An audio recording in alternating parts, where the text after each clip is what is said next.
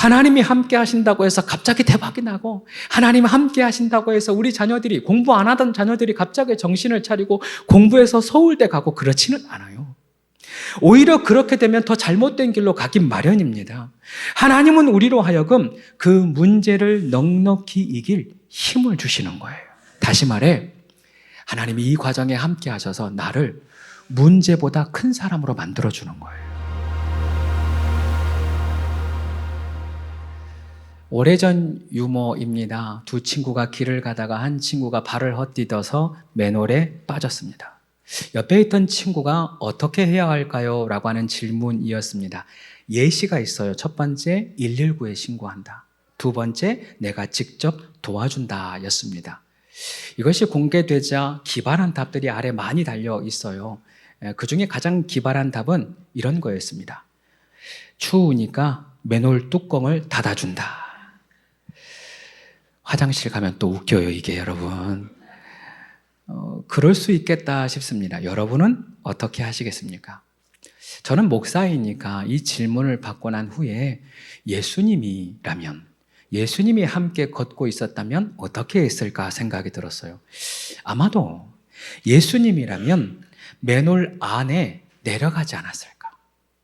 예수님은 맨홀에 빠져있는 그 친구를 홀로 두지 않고 더럽고 냄새나고 캄캄한 그곳에 내려가시고 구급대원이 올 때까지 기다리지 않았을까? 또한 구급대원이 오면 그 친구를 먼저 구해내고 그 다음 올라오지 않았을까 싶었습니다. 이 생각을 하게 된 이유는 예수님의 태어나심이 그러했기 때문입니다. 죄가 없으신 예수님, 가장 높은 곳에 계신 하나님이신 예수님께서 이 땅, 즉 죄와 사망과 온갖 더러움과 고통이 가득한 이곳에 우리를 구하시려 내려오십니다. 우리가 홀로 아파하는 것을 견디지 못하고 이 땅에 오십니다. 우리의 상처를 싸매시고 위로하시고 우리에게 힘주시고 돕기 위하여 이 땅에 오십니다. 하나님이 우리를 구원하는 그날까지 우리와 함께 계시다가, 우리를 구원하는 날까지 우리를 지키시다가 동행하시기 위하여 이 땅에 오십니다. 전능하신 하나님, 그 하나님이 우리와 함께 하시려 이 땅에 내려오신 날, 그날이 오늘이요 성탄절인 것입니다. 그런 의미에서 오늘은 그 임마누엘 동행의 의미를 함께 알아보려고 합니다. 오늘의 설교의 제목은 함께하는 사람들, 함께하는 사람들입니다. 예수님이 어떻게 태어나셨나 그 역사를 한번 되짚어 봅시다. 누가복음에 보면 천사가 요셉이 아니라 마리아를 먼저 찾아갑니다. 처녀 마리아가 성령으로 잉태될 것이다 라고 천사가 이야기를 해요. 이 말씀을 마리아가 믿습니다. 주의 여종이오니 당신의 말씀대로, 주의 말씀대로 이루어지이다 라고 고백해요. 그리고 얼마 후 요셉이 보니까 이상하거든요. 마리아의 배가 점점 불러오는 것을 보고 마리아가 임신하게 된 것을 알게 됩니다. 요셉은 약혼자였기 때문에 지금의 이 약혼 관계를 조용히 정리하려고 해요. 이 상황을 이해하기 위해서는 당시 이 이스라엘, 팔레스타인 지역의 결혼 풍습을 이해할 필요가 있습니다. 당시 팔레스타인 지역은 보통 14살 혹은 15살이 되면 약혼을 해요. 옛날 우리나라도 그랬어요. 14살, 13살, 15살 시집장가를 다 갔지요. 역사적인 이야기를 하는데 왜 안 믿는 표정이에요, 여러분? 팔레스타인 지역이 비슷했던 거예요. 보통 약혼을 14살, 15살 어간에 한 다음에 약혼하고 1년 후에 결혼식을 합니다. 만약에 그 사이에 신부가 다른 남자로 인하여서 임신을 했다면 율법에 기록된 대로 돌에 맞아 죽습니다. 학자들은 이를 근거로 하여서 마리아의 나이가 아마 당시에 14살 정도 됐지 않았을까 추측을 합니다. 우리로 따지면 중1, 중2 그 정도예요. 가장 예민하고 가장 무서울 게 없고 또 북한도 두려워하는 그 아이들, 그 나이 때, 그 어린 나이에 마리아가 남편이 없이 임신을 합니다. 그렇다는 것은 율법의 관례상 이제 돌에 맞아 죽을 수도 있는 겁니다. 얼마나 두려웠겠습니까? 또 부모의 심정은 어떻겠습니까? 생각해 보세요. 여러분의 어린 자녀들, 학생인 자녀들이 갑자기 임신을 해서 눈물을 흘리며 여러분을 찾아와서 막 울어요. 앞이 암담하죠. 만약에 또 그 문제가 죽음과 생명과 관련된 문제라면 더 심각해지겠죠. 이렇게까지 했는데 공감이 안 되면 저희를 찾아와야 돼. 안수를 좀 받아야 됩니다. 그만큼 두렵고 그만큼 어려운 상황 가운데 있는 거예요. 그때 이제 하나님의 사자가 드디어 요셉을 찾아갑니다. 다윗의 자손 요셉아, 내 아내 마리아 데려오기를 무서워하지 말라. 그가 잉태된 것은 성령으로 말미암은 것이다 라고 말씀합니다.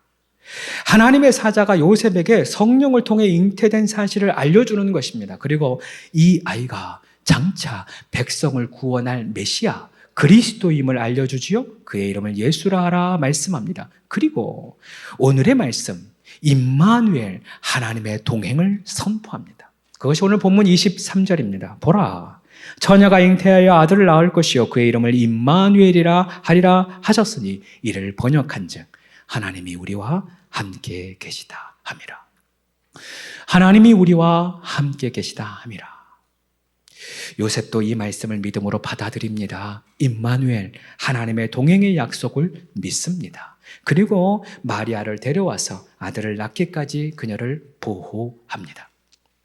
여러분, 많은 사람들이 이 동행, 하나님이 함께 하신다라고 하고 생각할 때 문제가 사라진다라고 해석을 합니다.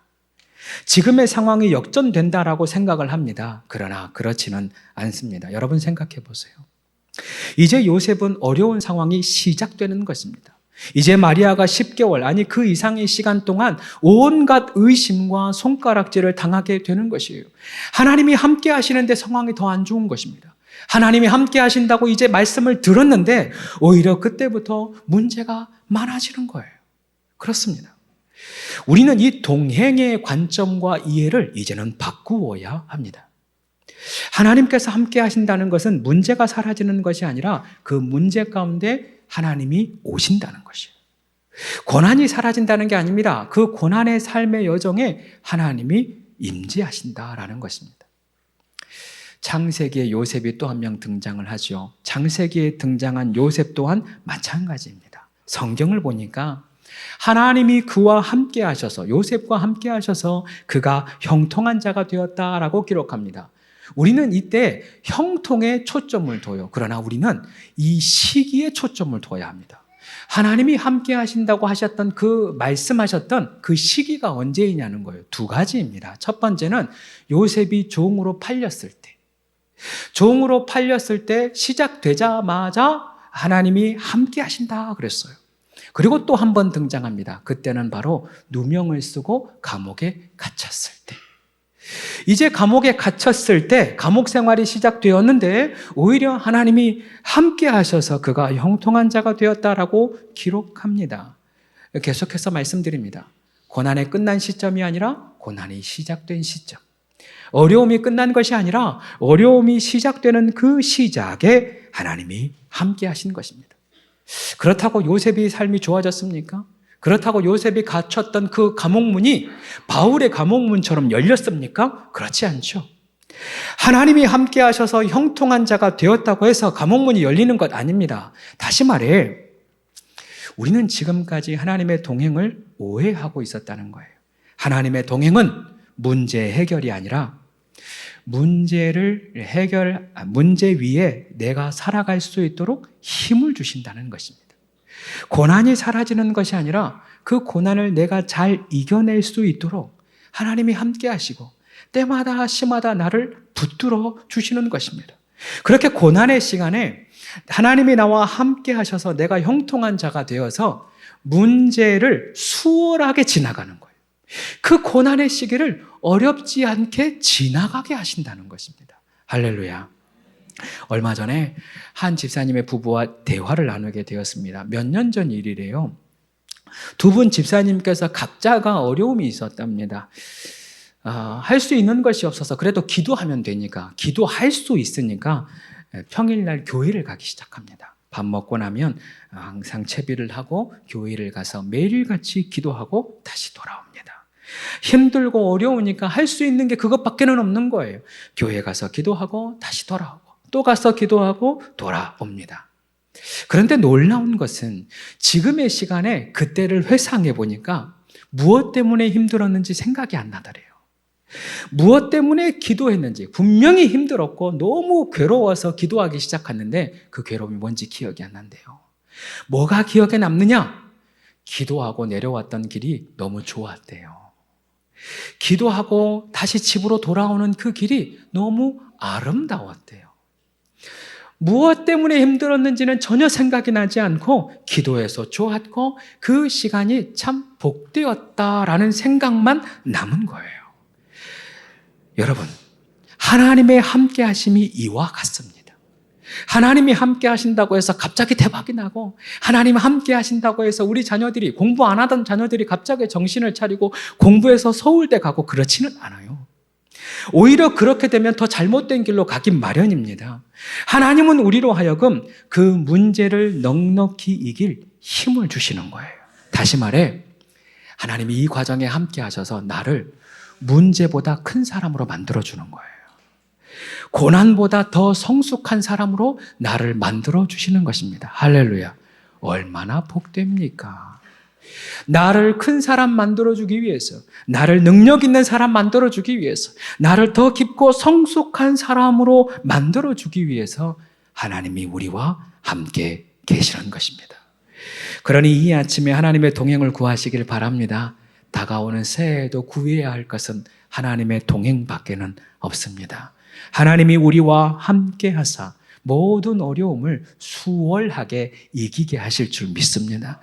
우리의 삶에 우리의 해년마다 매일매일마다 함께하여 주시어서 우리를 더욱 성숙한 사람, 큰 사람으로 만들어 주실 것입니다. 한편 하나님께서 나와 함께 하시는 목적이 있습니다. 하나님이 나와 함께 하시는 궁극적인 목적이 무엇일까? 얼마 전에 서울 자가의 대기업 다니는 김 부장 이야기라고 하는 드라마가 있었대요. 제가 다 보지는 못했습니다. 그러나 이 내용이 참 좋아서 그 내용에 대한 기사를 많이 보게 되었어요. 주인공 김 부장은 서울에 자가를 가지고 있습니다. 대기업 부장이라고 하는 타이틀을 가졌고 소위 잘 나가는 중년 남성을 대표합니다. 그러나 그가 성공을 향해 달려가다가 이제 막다른 벽에 부딪히게 됩니다. 여러 가지 위기를 만납니다. 그가 자랑하였던 대기업에서도 이제 쫓겨나게 되었고 김 부장, 부장이라고 하는 타이틀도 사라졌습니다. 그가 그토록 자랑스러워했던 자기 집, 서울의 자가도 사라집니다. 그런 과정 가운데 한 가지 중요한 질문을 본인이 얻게 됩니다. 나는 무엇을 위해 그토록 애를 썼는가? 내가 그동안 지키고 싶었던 것은 진짜 무엇인가? 무엇을 지키고 싶어 했던가? 생각해 보니 사실 그가 그동안 지키려 했던 것은 가족이 아니라 자존심이었다는 거예요. 가족을 위해 애쓴 것이 아니라, 가족을 위해서 싸운 것이 아니라 사실은 본인이 그동안 가져왔던, 이루어왔던 업적, 김 부장, 대기업, 그 자가를 지키고 싶어서 싸워왔다는 거예요. 그리고 참 아이러니하게도 그가 가진 모든 것을 잃고 난 이후에 김 부장이 아니라 김낙수, 자신의 이름을 찾게 됩니다. 그리고 항상 자신의 뒤에서 자신을 응원하였던 가족, 사랑하는 아내와 아들을 찾게 됩니다. 그렇습니다. 사실 우리의 인생 가운데 가장 필요한 것은 성공이 아니라 함께하는 사람들입니다. 우리에게 필요한 것은 세상의 부와 명예와 자가와 차, 이런 게 중요한 것이 아니라, 이런 것이 필요한 것이 아니라 나를 사랑해주고 따뜻하게 안아줄 수 있는, 나와 함께 할 수 있는 그 한 사람이 필요한 것입니다. 드라마 이야기 하나 더 할까요? 드라마 폭삭수가 쓰다, 제가 정말 좋아하는 드라마입니다. 금명이가 아이를 출산해요. 그런데 아무리 애를 쓰고 아무리 노력해도 아이가 안 나오는 거예요. 그러다 이 금명이가 정신을 잃습니다. 신랑이 장모님에게 전화를 해요. 어머니, 금명이가 위험하대요. 어머니, 잠깐 와주실 수 있어요. 금명이가 어머니를 너무 찾아요. 금명이가 어머니를 너무 찾아요. 하는 거예요. 그 전화 받고 부모가 제주도에서 올라오죠. 생각해 보세요. 엄마가 오면 힘을 더 잘 쏠 수 있습니까? 엄마가 오면 아이를 더 잘 낳을 수 있습니까? 그건 아니죠. 그죠?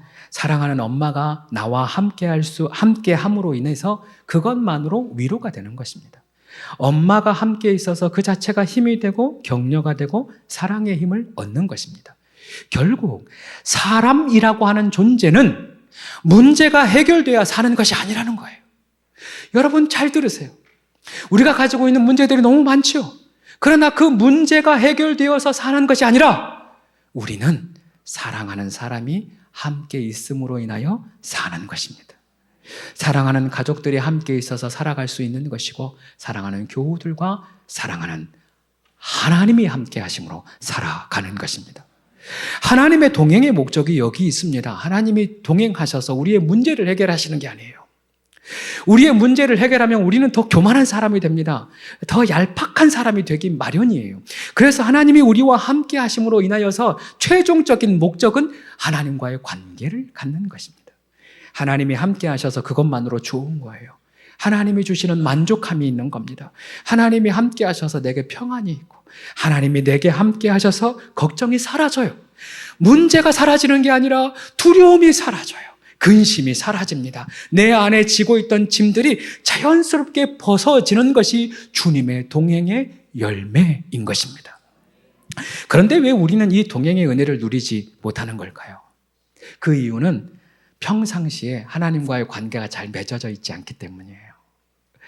하나님과의 관계가 잘 맺어져 있지 않기 때문에 하나님이 주시는 이 놀라운 은혜들을, 열매들을 얻지 못하는 것입니다. 여기 사춘기 자녀들의 부모들이 많이 있어요. 또 그 시기를 지난 부모님들도 있는데, 그 부모님들이 가장 어려워하는 게 사춘기 자녀들과 관계를 맺는 걸 제일 어려워해요. 부모님들은 어떻게든 그 아이와 잘 관계를 맺어보려고 하죠. 먹을 것도 사주고, 원하는 것도 사주고, 입고 싶은 옷도 사주고, 빨래도 해주고, 청소도 해주고, 다 해주죠. 필요한 거 다 해줘요. 그러나 이 아이들이 고마움을 몰라요. 이 아이들과 어떻게 좀 이야기를 해보려고 하면 부모를 여전히 대면합니다. 남보다 못하게 여길 때가 있어요.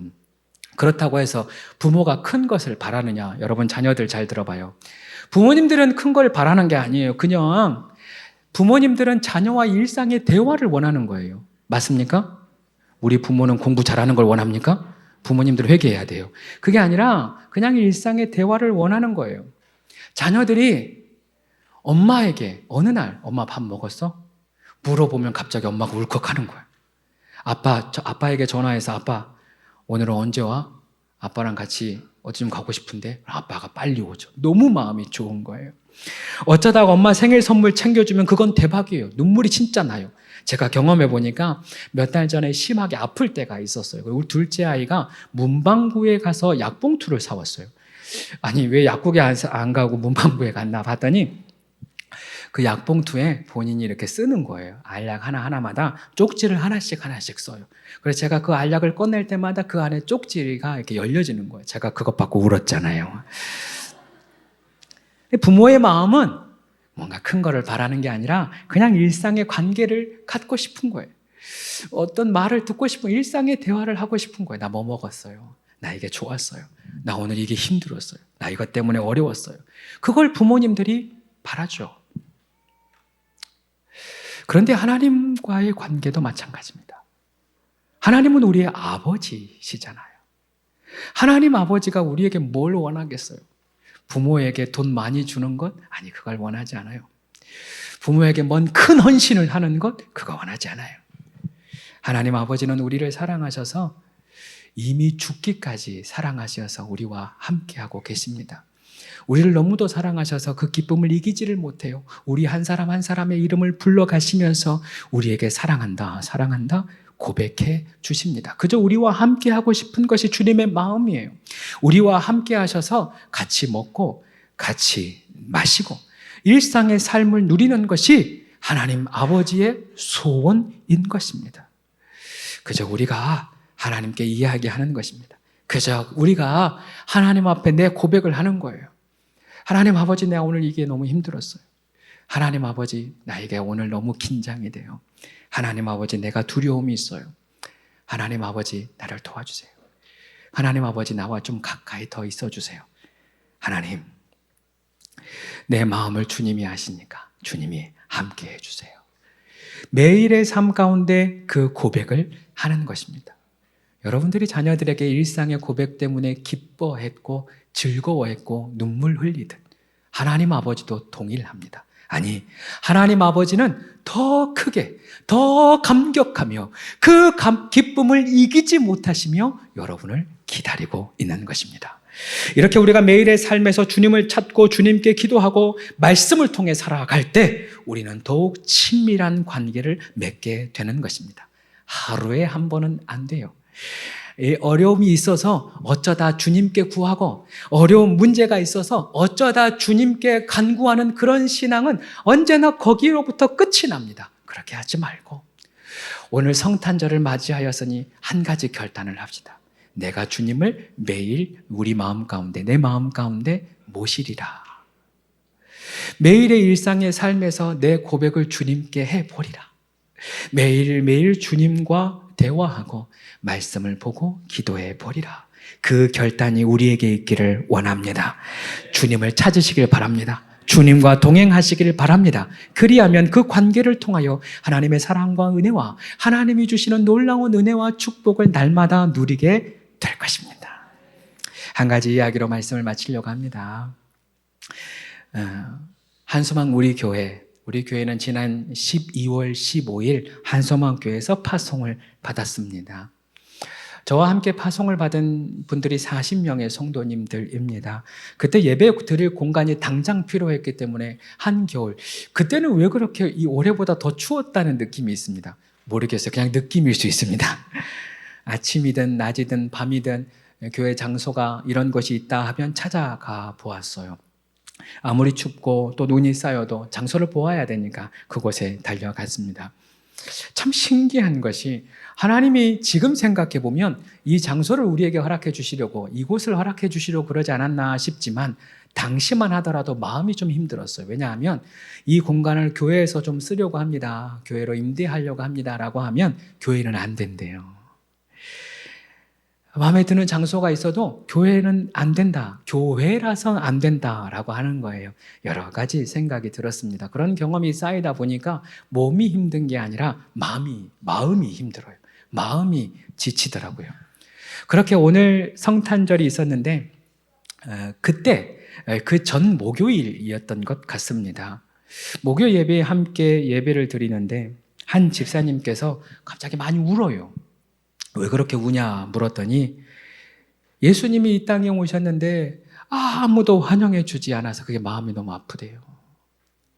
예수님이 이 땅에 오셨는데 주님이 누일 자리가 없으니까 마음이 너무 안 좋대요. 개척교회가 예배드릴 공간이 없어서 여기도 안 돼요, 여기도 안 돼요, 여기도 안 돼요 하니까 그 개척교회를 반대하고 거부하는 것이 마치 그 옛날 2000년 전 예수님께서 오셨는데 여기는 안 돼요, 여기는 안 돼요, 여기는 방이 없어요 라고 하는 것과 동일하게 받아들여지는 것입니다. 여러분, 개척교회가 이런 은혜가 있습니다. 여러분, 그런데 생각해보면 우리도 우리의 마음을 주님께 잘 열어두지 않아요. 2000년 전에 빈방이 있습니까? 빈방이 있습니까? 문 열어달라고 모든 방을 다 두드렸는데 아무도 열어주지 않았어요. 우리는 어떠냐는 말이에요. 여러분에게 예수님께서 매일마다 문을 두드립니다. 볼지어다 내가 문 밖에서 문을 두드리더니 누구든지 문을 열면 내가 그에게로 들어가 그와 더불어 먹고 그는 나와 더불어 먹으리라. 주님은 내 안에 들어오셔서 나와 함께 하시고 나와 더불어 먹고 나와 더불어 살고 싶은데 우리는 마음을 안 열어요. 우리는 날마다 우리의 마음을 닫아 놓아요. 언제 문 여나 예배 와서 은혜가 될 때만 문을 열어요. 예배 와서 은혜가 될 때만 주님께 문을 열어요. 언제 닫냐? 그 은혜가 사라질 때 문을 닫는 거죠. 나가면서 닫는 분들 계세요. 그리고 예배 끝나고 에스크 이거 질문할 때 문 닫아버려요. 아, 주님. 우리 주님은 여러분에게 매일마다 찾아가실 겁니다. 매일마다 여러분의 문을 두드릴 겁니다. 여러분, 그 마음의 문을 날마다 여시길 바랍니다. 주님과 동행하시길 바랍니다. 주님께 마음 문을 열면 주님이 여러분 안에 들어와 주님과 함께하는 은혜, 주님이 주시는 놀라운 평안, 주님이 주시는 놀라운 기쁨. 어떤 어려움이 와도 그것을 수월하게 넘어갈 수 있는 형통의 축복을 더하여 주실 것입니다. 사랑하는 여러분, 마음을 열고 일상을 주님과 함께 하시기를 바랍니다. 하나님의 따뜻한 사랑을 받으시기를 바랍니다. 따뜻한 위로, 넉넉한 도우심이 우리 모두에게 있기를 축복합니다.